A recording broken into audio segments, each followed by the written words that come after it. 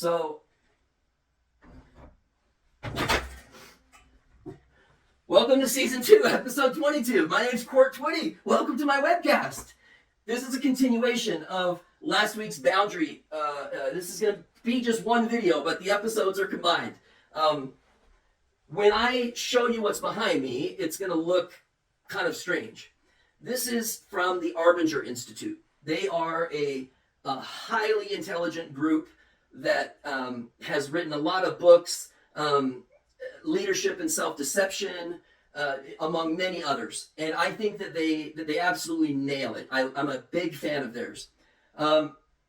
Ironically, we live in the same city and we've never met, which needs to happen. If anybody from Arbinger is watching, let's make that happen. Let's go to lunch. I have some other thoughts that are continuations of your own. So the credit on this goes to the Arbinger Institute, but I started implementing this for hiring purposes.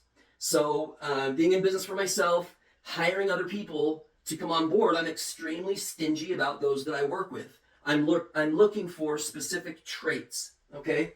So I'm gonna walk you through this. So the Arbinger compass, we've got north, south, east, and west.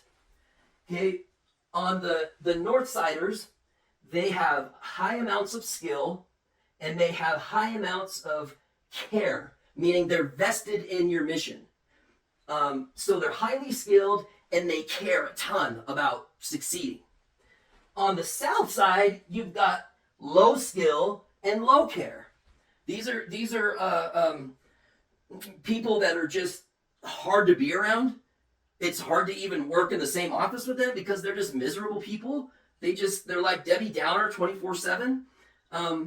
And you sort of question, maybe at work you question, why in the hell did they hire that guy? You know, it's pretty easy to spot.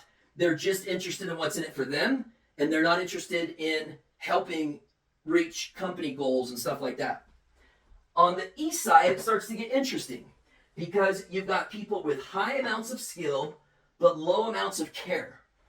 So these are people that are a little bit arrogant, that are highly skilled, and they know it. They've got all the answers already, so they just want to be put to work so they can, start using their skill. But they're not good teammates. They're not typically. You can fall into a trap as an employer and hire these people. And what typically happens is that the Debbie Downers going south, typically in a work environment, will take the eastbounders with them. And the eastbounders will become southbounders. So they end up, just not paying any attention to the amount of skill. They stop learning, so they get lapped or surpassed by people that are learning new skills. And in a modern case, it may look like, I don't need AI. AI is stupid. I'm highly skilled. I don't need that. But there's other people saying, well, let me take a look at that because I might be able to allow that to enhance my own abilities. So those are the eastbounders. Now I want to introduce you to the westbounders. I'm going to pivot here a little bit. So the westbounders have low skill, meaning they haven't done, they don't have any skills in your precise business. When I started a fintech company, there were people that were involved that didn't have fintech experience. Obviously, fintech was a new thing. None of us really had fintech experience. But we had high amounts of care. We were vested in the mission. And these people, skill can be taught. A poor attitude can't be overcome. So these people, the westbounders, I will hire all day long. Because what typically happens in a good leadership structure, a good company with good leadership, will find good mentors for these people.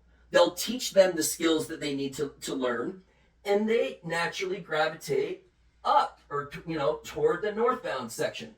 They end up becoming northbounders because they end up with high skill and they've cared all along. So those are the people that I actually look for. And I found in my own team, I didn't really care about their skill level because they cared so much about what I was doing and following me and listening to me and learning from me. And I don't have all the answers, but in this particular scenario, I was their leader. I was the person that needed to supply them with the skills that they needed to be successful. I needed to put them in a position to be successful. And so I will hire those people all day long. I will personally mentor them to make sure that they become Northbounders. And we end up with a high functioning team.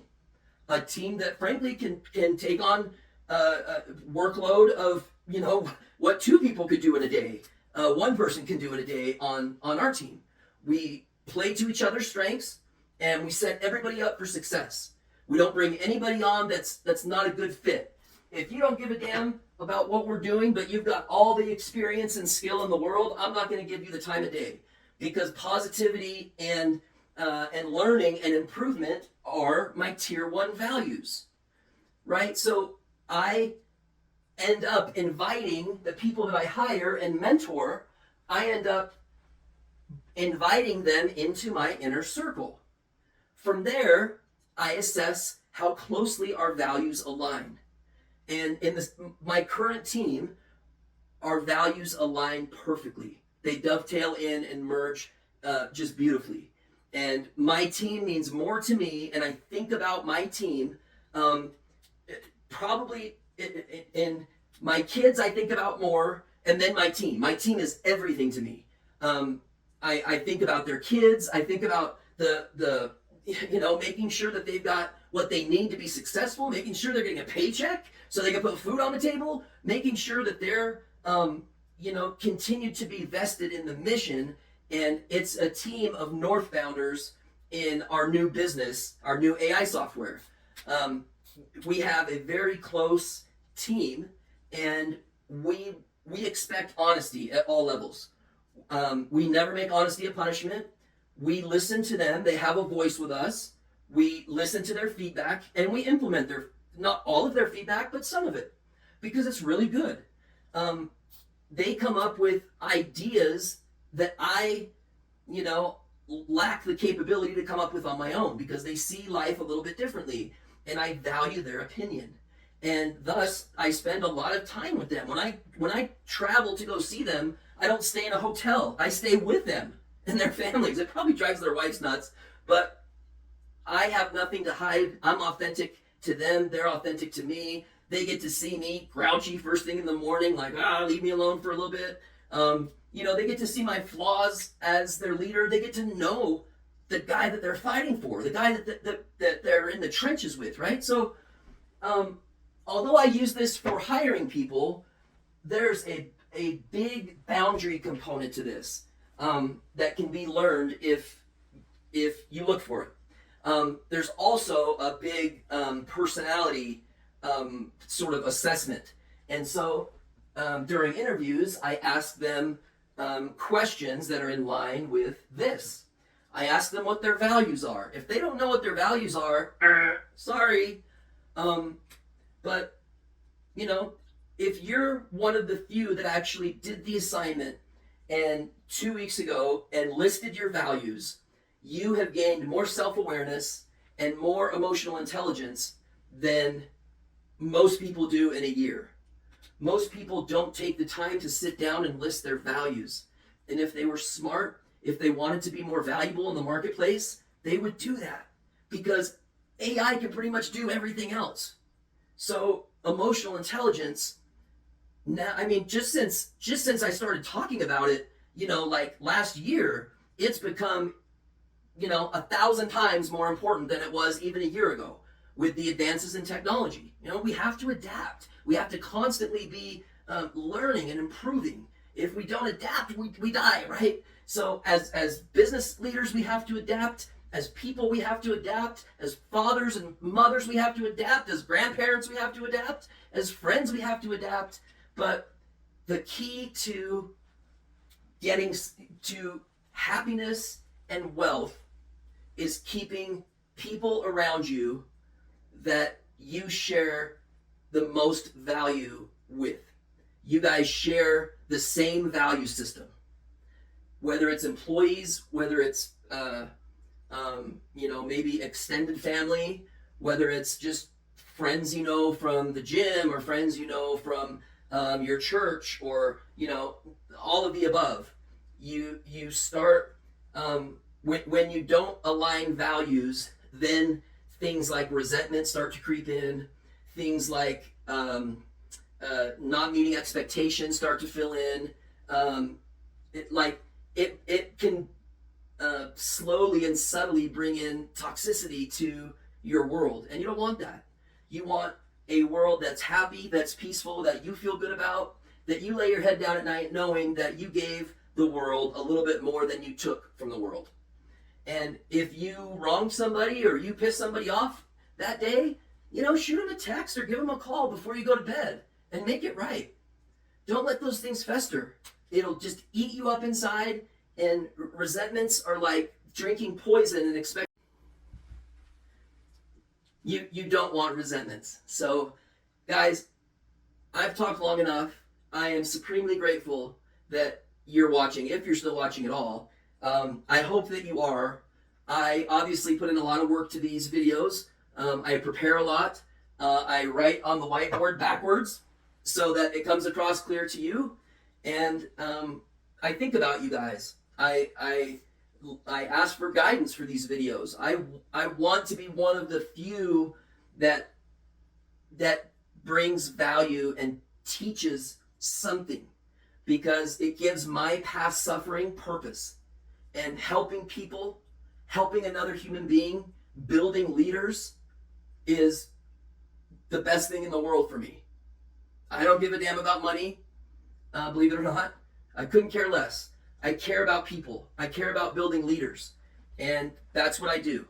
And I get an extraordinary amount of peace and pleasure that comes along with building another person, from a westbounder to a northbounder. People that are teachable, people that are coachable. I look for those people. And I've talked long enough. Thank you so much again for watching. You will really enjoy episode 24. It's about time and how precious time is to us. So I hope that you'll continue to watch these videos week after week. They won't all be as long as this one's been. I was asked by a specific person to give an extended training to be shown on YouTube. So that's what I've done. And I hope that you guys have enjoyed it. I've enjoyed sharing these things with you. And if you guys have any questions or need clarification on anything that I've talked about, please shoot me an email, shoot me a DM. These videos, I'm not sure if this one will. This was specific for YouTube. But all of my other videos, I get them on every other platform. So whatever your personal preference of platform is, you can find my weekly videos there. And I just adore you for watching. Thank you so much. Your time is valuable. I know that. I try to bring value to the time that you invest in yourself when you're watching these videos. Thank you so much. I love you guys. We'll talk soon.